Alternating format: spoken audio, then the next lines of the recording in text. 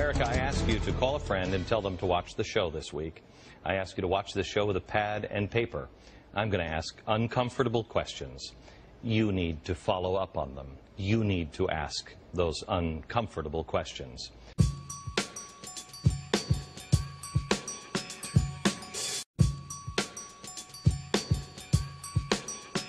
It was one of the most eye-opening experiences of my life to receive health care in the United States today in not one of our more glorious medical institutions, even though I live in a very nice area. This hospital, which I haven't decided if I'm going to name names on Monday, I think I'm going to, was phenomenal, phenomenally bad. The doctors that treated me, who were not connected with the hospital other than, they have privileges there, were incredible. Many of the nurses were incredible. But I have some stories that will melt your brain, and hopefully will melt the brain of the CEO of this hospital, to wake him up, to find out what's going on. And it should be a wake-up call to all of us, because this is one of the hospitals where the president of GE is going. If they don't care about the president of GE, you really think they care about, schlubs that are just average working stiffs? It is the same that could be said for the soldiers in Walter Reed. These are our heroes. Our government treats our heroes this way. How are they going to treat us when we get health care? Well, I saw a piece of it over the weekend. I'll get into that. Also, a couple of other experiences. I'm writing something now on the real meaning of compassion, because I know what it means. I think I can define it now. Today is day number 1 of a special series that we're calling New Republic, and this is not a happy new republic. America is rapidly being transformed. And if you're like me, hello, my name is Glenn, and I was kind of addicted to the old republic. And it's where all of us get screwed up as we're getting ready to vote. We all, we care. We want to care. We want to help other people. We want to make sure we're there. But we don't even understand compassion anymore. Before we're turned into France West at best, I'm asking reasonable questions, although people will say that they're hateful questions. I'm going to ask them, and ask as many as possible, because nothing seems to make sense. And I have some real examples of compassion and what it means, and how best to apply compassion. And I'll share that on Monday as well. So those two things kind of tie into, gee, what are we voting for now? What are we doing? Where are we going as a country? Quite frankly, we may end up with more questions than answers this week, but until we have clear answers on why massive bills are being shoved down the throats of American people without even being read, America, do not allow these people to move any piece of legislation. Also, I had probably one of the darker experiences of my life.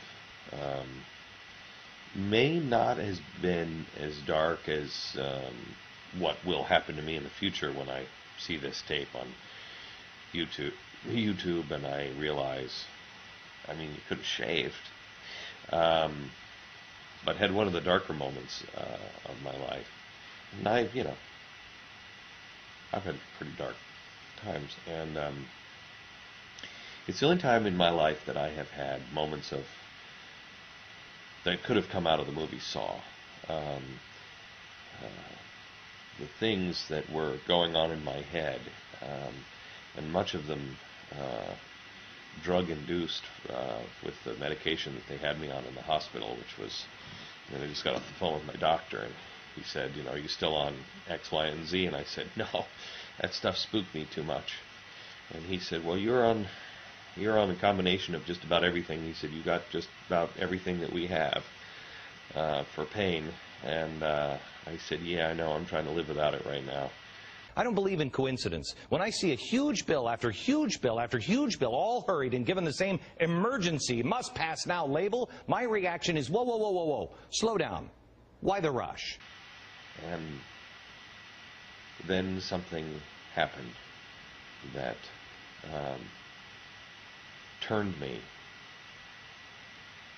in a miraculous fashion that I am once again in awe of my wife and how she has, I believe she has saved my soul twice. By Saturday night, if they would have come into the room with a handgun and said, okay, we can, give you some more medication, or we can just give you this handgun and you can go ahead and just blow your brains out, I would have honestly taken the handgun at that point. Clearly, this is a strategy, and it is working. It is overwhelming the system. It is overwhelming Washington. It is overwhelming the media, and it is overwhelming you.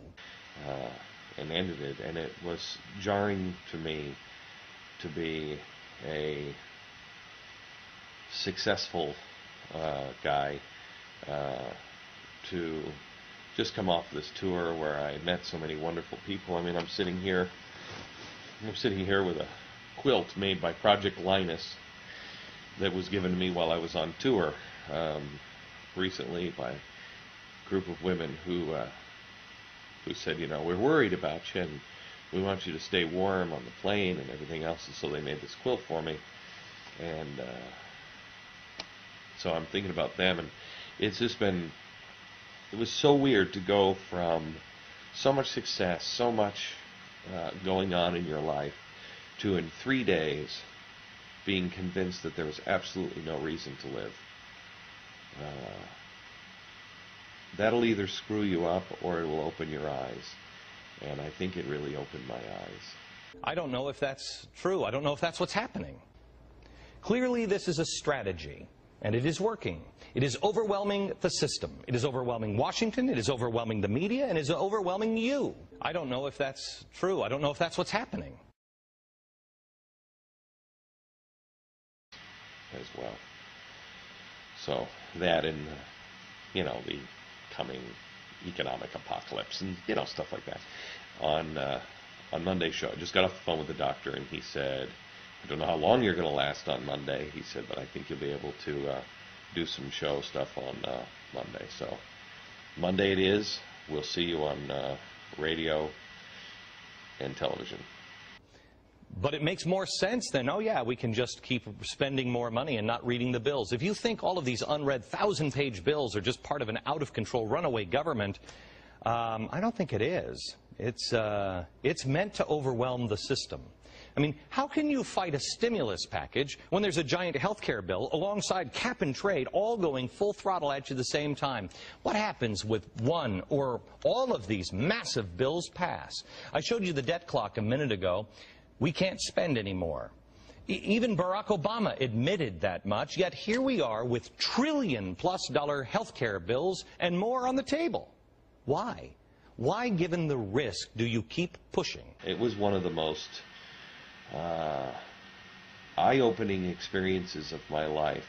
I don't know, but what a better time. Is there a better time to implement the 1960s radical ideology from scratch than when a president, who has clearly said over and over again he's not a Marxist, couples himself with far left-leaning Congress and advisors who are self-proclaimed Marxists, socialists, and communists?